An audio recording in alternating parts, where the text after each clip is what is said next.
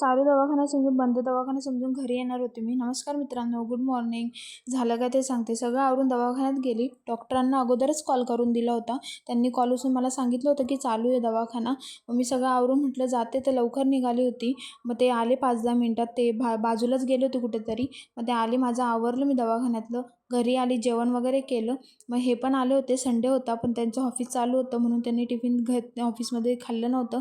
ते घरी येऊन जेवले. आणि संध्याकाळ झाली, त्यांच्यासाठी चहा वगैरे ठेवला. त्यांनी चहासोबत नाश्ता वगैरे केला. माझं डोकं आज खूप दुखत होतं म्हणून तशीच झोपून गेली होती न कामं करता.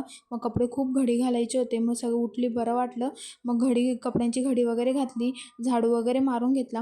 आज जेवायला तर काही बनवायचं नव्हतं. ते बोलले मला भूक नाही आहे, म्हणून फक्त माझंच जेवण करायचं होतं मला. मग मी मुगाच्या डाळीची खिचडी बनवणार होती फक्त. मग त्यांनी सगळं सामान वगैरे आणला होता, ते व्यवस्थित ठेवून घेत होते. बिस्किट वगैरे आणलं होतं त्यांनी. असा होता माझा आजचा दिवस.